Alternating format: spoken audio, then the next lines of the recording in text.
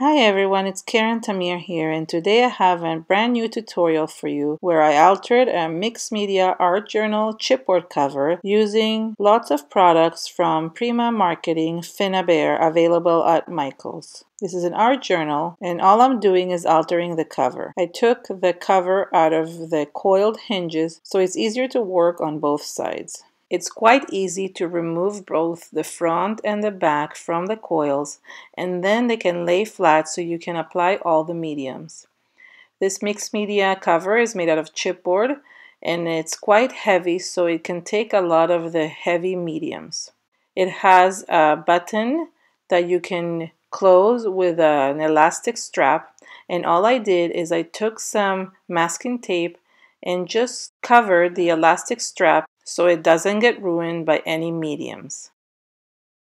I laid the journal flat on the table with the two ends meeting each other, and then I took a pack of geometrical shaped chipboard pieces and started adding them to the front and back of the covers. I just made sure that they would fit in a pattern to create some texture, but I didn't want to cover the whole book. I wanted to create a pattern and texture, but also leave some spaces open. I also figured that I might not have enough to cover the whole book, so it was okay to just cover some parts of the book.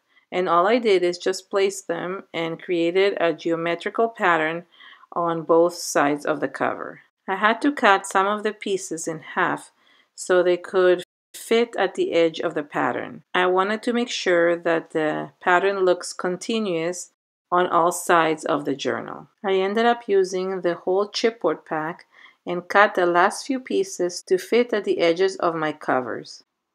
Once I placed the chipboard where I liked it, I was ready to glue it, and I used some 3D gloss gel that comes in the Art Basic kit, and using a palette knife just applied it to each chipboard. I went to each chipboard individually and made sure that they line up with the rest of them so the pattern stays the same.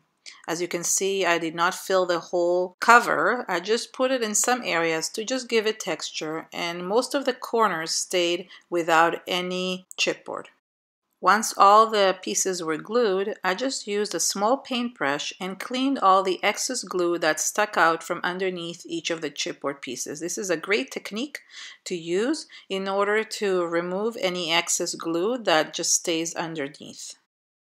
Then I took black gesso from the Art Basic kit and using a paintbrush covered both the front and the back of my journal with black gesso.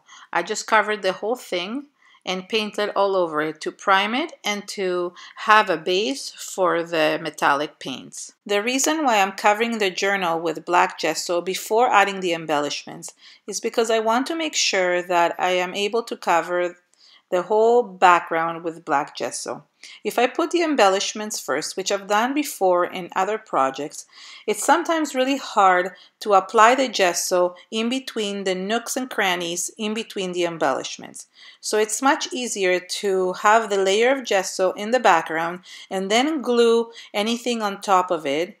Anyways, I know that I will put the black gesso on the embellishments as well, but I want to make sure that it doesn't interfere, it doesn't leave any blank space. I heat set the black gesso really well, and then I started adding the embellishments. I added some burlap as texture in the background and frayed it really well so I could add it as the base to all my embellishments. I also took a cardboard lid in the shape of a heart that I had bought, and I just used the lid of it as the focal point of my composition.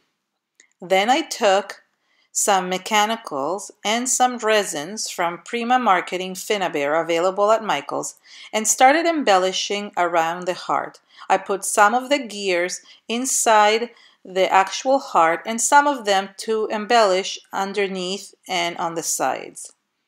I really wanted to create a mechanical looking heart. So these were the perfect mechanical pieces to do that. I also added some nuts and bolts from my stash because I really wanted it to look very mechanical. Finally, I added some mechanical hearts. These are also from the Prima Finnabair line, and they added a perfect soft touch. And the last thing I did is added 2 little MDF words because I wanted to have a sentiment on the background. Then I took all the pieces and using the 3D gel, I glued them to the background. I am not showing this step in this video because all I did is just glue everything together. Sometimes to help me make sure that I don't move the embellishments, I take a picture with my phone and then I'm able to place the embellishments exactly in the same place. Once all the embellishments were glued, and I did let this dry for a little while just to make sure that they're not moving, I went ahead and covered all the embellishments with black gesso. And this is what I meant before, that I could have glued the embellishments right on the journal. However, I really wanted to make sure that the background is black as well. So it was easier to glue the embellishments after. That way, when you color around them, the black gesso covers everything. I heat set the gesso really well because now it was time to add the paints, and I wanted to make sure the surface is thoroughly dry.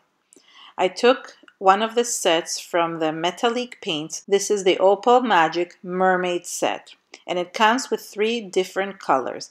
It comes with the Coral Cercita, which is a pinkish coral color. It comes with the violet gold and the violet green. The nice thing about the Opal Magic paints is that when you paint with them, they react differently depending on the background. So for example, the coral one at the top will look coral in color when you add it to a white background or white gesso.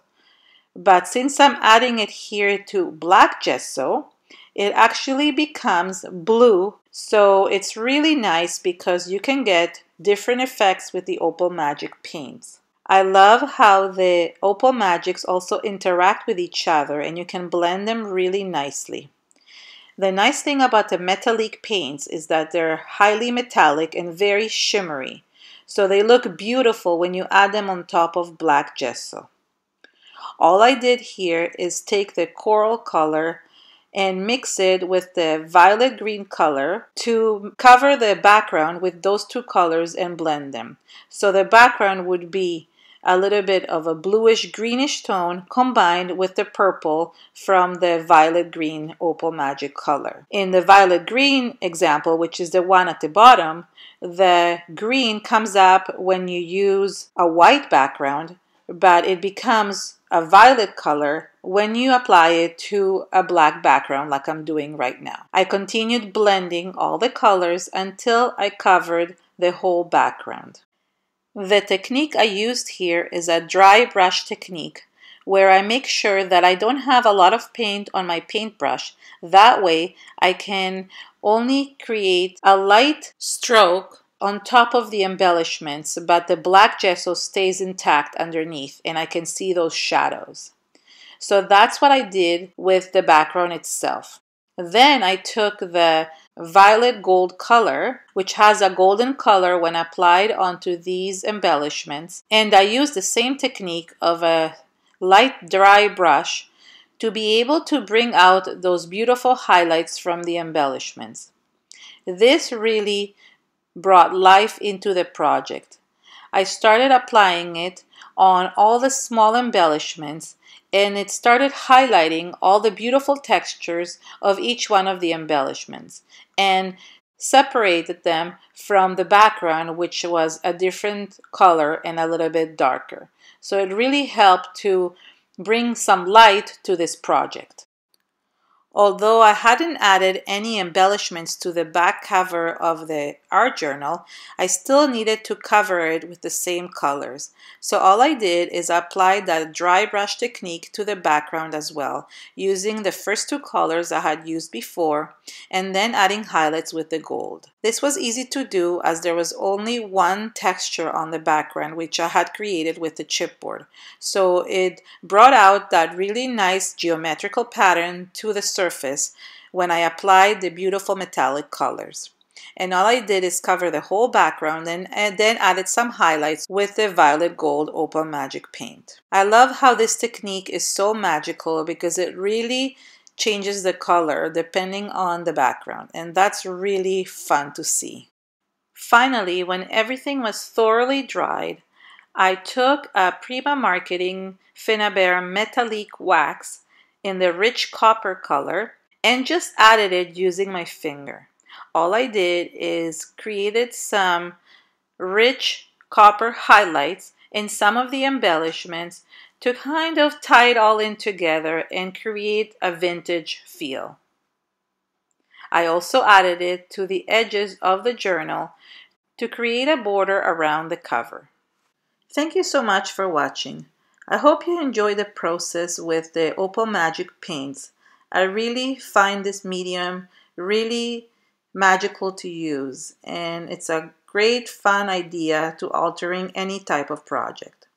Thank you so much and have a wonderful day. Bye!